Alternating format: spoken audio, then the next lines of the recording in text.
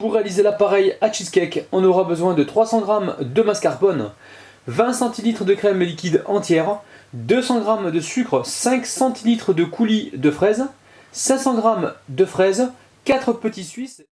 Alors pour réaliser la base du cheesecake, on aura besoin de 250 g de cookies. Alors c'est une recette que j'ai réalisée il n'y a pas très longtemps sur ma chaîne, je vous mettrai donc le lien en bas de la vidéo. Et il nous faudra également 80 g de beurre fondu. Et pour réaliser donc le glaçage, on aura besoin de 100 g de sirop de fraise et une cuillère à soupe d'agar-agar. Première étape de la recette, on va venir ici mixer donc les cookies. Alors je les coupe en deux et je les mets directement donc à l'intérieur du robot. Et là, on va pouvoir mixer. On y ajoute à présent le beurre fondu. Alors suivant certains biscuits, il va peut-être falloir rajouter un peu plus de beurre. Donc ça c'est à vous de voir. Et là on mixe comme il faut. Après ça, on prépare donc une assiette sur laquelle on dépose une feuille de papier cuisson et un cercle. Et on va pouvoir donc y déposer donc notre mixture. Avec cet ustensile, on va venir donc aplatir le mélange. Alors vous pouvez également prendre un verre plat et faire la même opération. Dès qu'on a fait ça, direction le congélateur pour 15 minutes. En premier, on commence par prélever donc un petit peu de crème liquide. On s'en servira donc tout à l'heure pour faire fondre la gélatine. Ensuite, dans le grand saladier, je verse le mascarpone avec le sucre. Alors, dans cette recette, vous allez pouvoir y mettre de la vanille. Moi, j'ai pris du sucre vanillé parce que j'ai une boîte et à chaque fois qu'il me reste des gousses de vanille, je les mets à l'intérieur. Donc, vous pouvez très bien parfumer donc ce mélange avec soit de la vanille liquide ou de la vanille en poudre.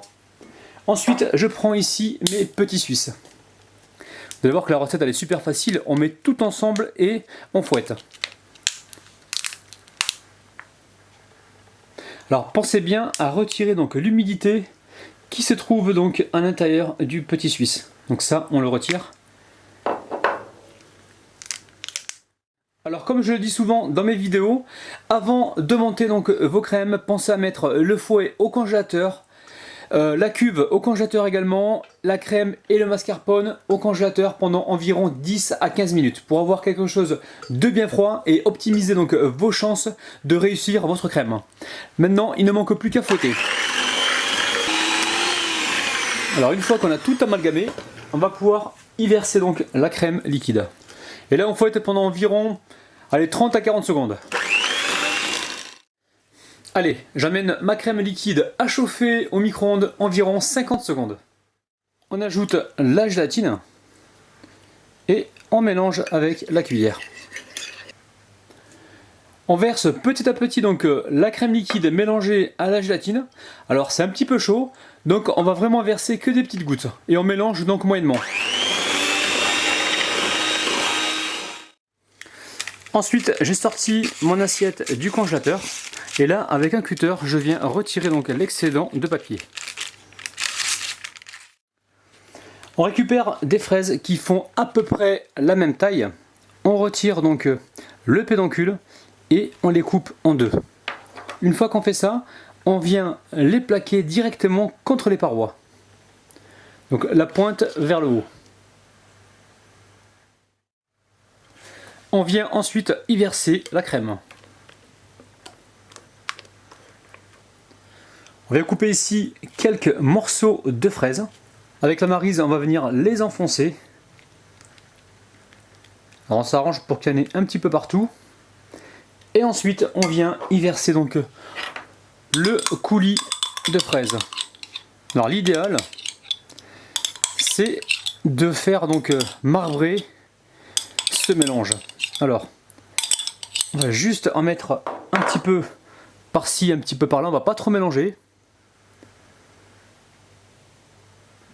Pour moi, c'est suffisant.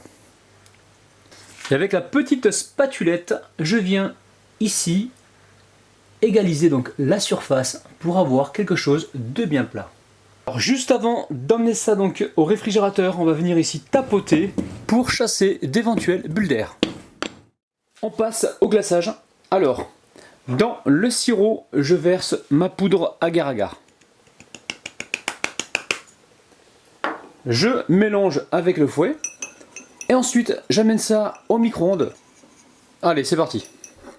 Une fois que c'est bien tiède, je viens le verser donc en spirale directement sur le gâteau.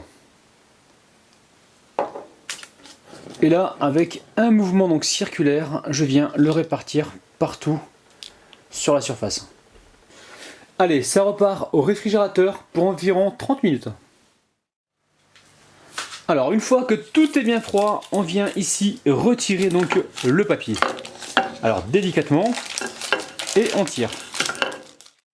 Pour le démoulage, alors c'est pas compliqué, soit vous prenez une éponge propre et bien chaude, vous la passez donc sur le contour du cercle, ou alors vous utilisez donc ma méthode, c'est de prendre donc un chalumeau et de passer donc la flamme autour du gâteau.